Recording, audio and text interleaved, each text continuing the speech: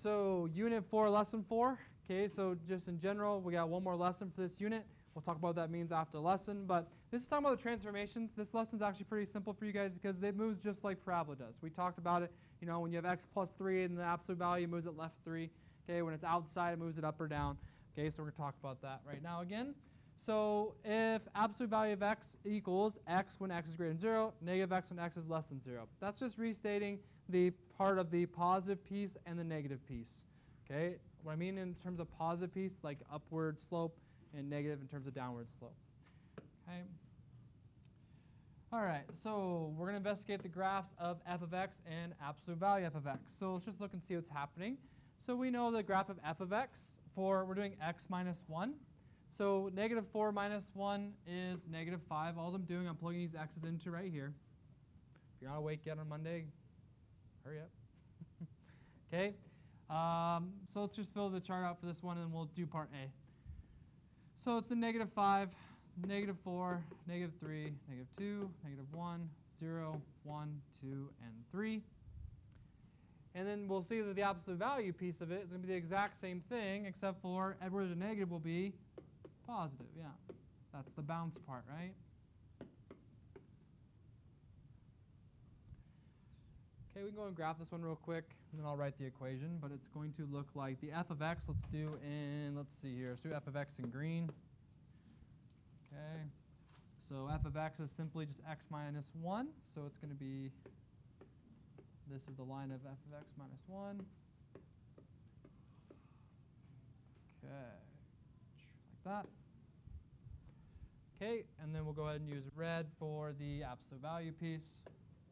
And that's going to be the same exact line here, but it's going to be opposite here, because it's going to stay in the positives.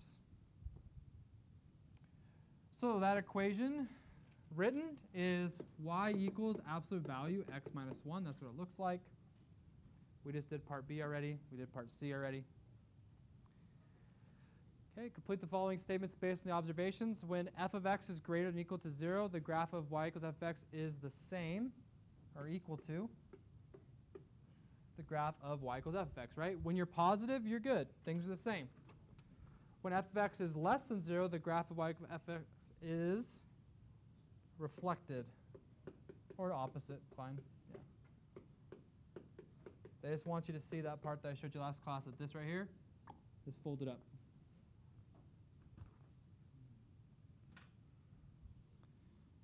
Okay, and then we're going to look at a parabola here.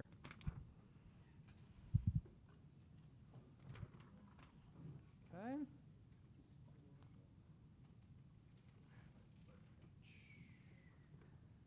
I'll pop down. Looking at the parabola, so we have x squared minus 4. So we'll write the equation of x squared minus 4 in absolute value form. It says using graph calculator sketch, but we don't need to. Okay, we've already talked about this one. So we know the black one's the original. What's going to change? Okay, so what's going to change for our absolute value one is what? This dip is going to get reflected up to here. So it's going to look like that. There's that W look. So it takes that piece in the negative and flips it up on you. Okay? So right here, if you're not understanding, this part is a negative value, right, for y. See negative 5, negative 4. We take all these negative values and flip them to positive for absolute value. That's what creates the W. So you can see this part's the same, this part's the opposite. Okay, it says, is that the same that we just did for the line? Is it the same for just the line? Yes. Everything in the negative was reflected over the x-axis. So yes. Okay.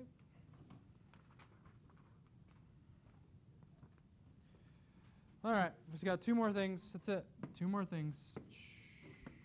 Okay, here's a summary we just talked about. When your regular f of x is greater than 0, it is the same graph. When your f of x is less than or equal to 0, it is reflected over the x-axis. That's as simply as that's all we're doing. Okay, that's all we're talking about. Okay. All right, so in each case, now this one's kind of tricky because some of them is not the normal graph. Okay, like these aren't, like this isn't a very normal graph, but they want you to use your knowledge of absolute value to figure out where it would be. So They want you to graph the absolute value graph. So this is the regular graph. What would it look like if it was the absolute value? So what's the only piece that's going to change?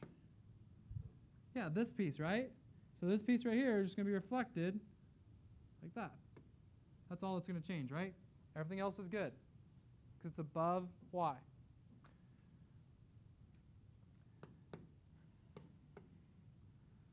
Okay.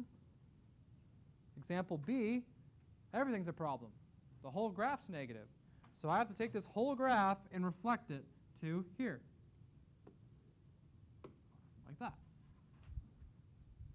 The whole graph gets flipped into the positive because this whole graph is in the negative. Reflects over the x-axis.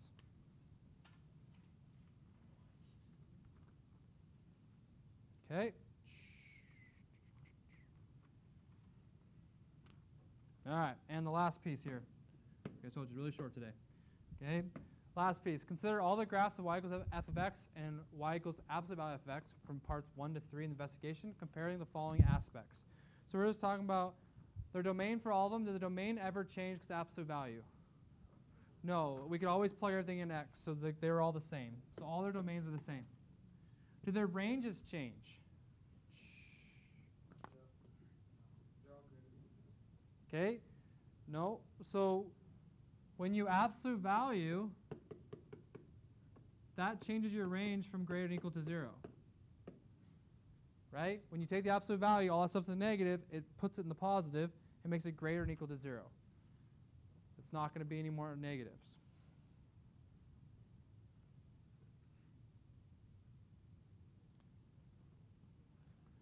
But if we have a situation like this, where it's a negative absolute value, it changes it to less than or equal to 0. So it can flip it on you if it's negative outside. Does your x-intercepts change? No. Just like your domain didn't change. They're all the same, right? We're not moving the x's at all. Okay? But the y-intercepts can change, right? It's pretty much the same thing here. If your y-intercept is positive, it's the same.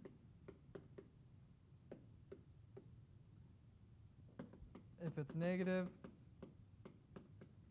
it's going to be flipped. Okay? That's all we need for transformations of absolute value. All right, so